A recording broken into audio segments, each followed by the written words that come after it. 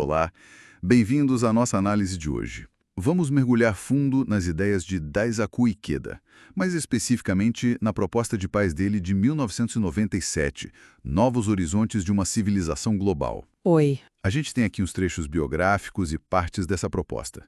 É curioso ver como o que ele escreveu lá no fim do século XX ainda conversa tanto com a gente hoje, né? Totalmente. A ideia é entender como ele via os desafios globais daquela época e, claro, as soluções que ele propunha. Bora lá? Vamos sim. É bom lembrar quem foi Ikeda, né? Ele viveu de 1928 a 2023, foi o terceiro presidente da Soka Gakkai e depois presidente da Soka Gakkai International, a SGI. Basicamente, ele dedicou a vida a promover valores budistas pelo mundo. E essas propostas de paz eram anuais, certo? Isso, de 1983 até 2022. Ele enviava para a ONU abordando temas tipo desarmamento, meio ambiente, direitos humanos, sempre com um foco muito grande em educação e no que ele chamava de diplomacia popular. Diplomacia popular, tipo ação dos cidadãos comuns? Exato. Iniciativas de paz que vêm das pessoas, não só dos governos. E a proposta de 97, bom, ela surge num momento bem específico. Final da Guerra Fria, um certo otimismo, mas ao mesmo tempo muita incerteza no ar, né? Pois é, e ele já apontava ali uma crise, né? Uma crise de civilização mesmo. Falava da ameaça nuclear que não sumiu, dos conflitos étnicos pipocando, da crise ambiental. Que já estava mais do que clara para ele. E o abismo econômico entre norte e sul. Ele até usa uma expressão forte, fala de um novo medievo. Sim, sugerindo um risco de caos de enfraquecimento daquele modelo de Estado-nação que a gente conhecia. E qual a saída para ele? Então, aí que vem o ponto talvez mais engraçado, diferente da visão dele. Ele dizia que não adiantava só fazer reformas exteriores, tipo mudar leis, sistemas econômicos. A chave mesmo estaria numa revolução interior. Revolução interior? Como assim? Uma transformação no coração das pessoas, entende? Baseada numa filosofia de vida mais profunda, mais humana.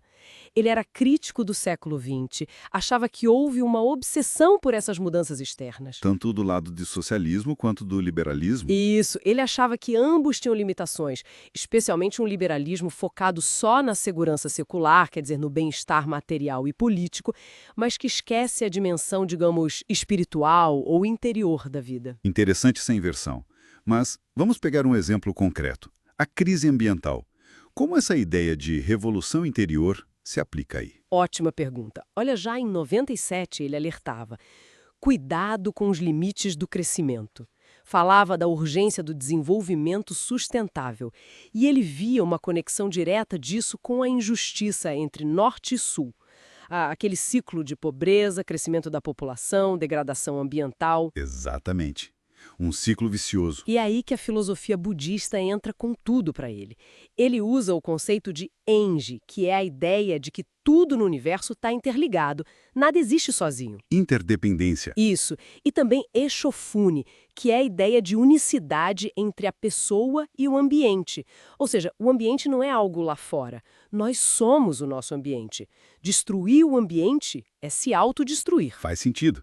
Ele até cita o Ortega y Gasset, né? Eu sou eu e minha circunstância. Se não a salvo, não me salvo a mim. Perfeito. Para Ikeda, salvar o ambiente é salvar nós mesmos. É a mesma luta. Entendi. Então essa filosofia toda não é só teoria, ela leva a propostas práticas. Com certeza.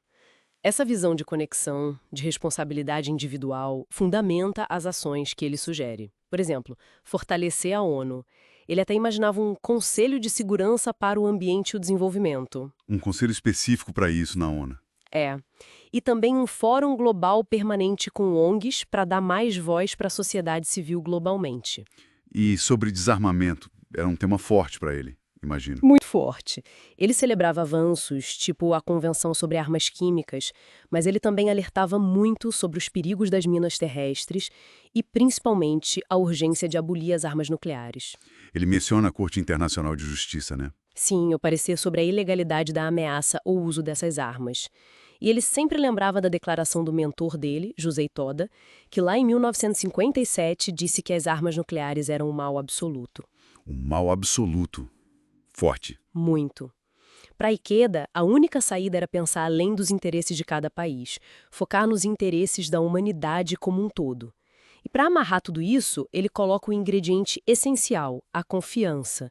Exatamente, a confiança como algo que vai além do cálculo da razão pura. Algo necessário para a gente superar as divisões, as sociedades fechadas e construir pontes de verdade. Ele via isso como uma missão para as religiões também na era global. Sim, promover essa confiança. Parece uma visão talvez otimista demais para hoje. É a pergunta que fica, né?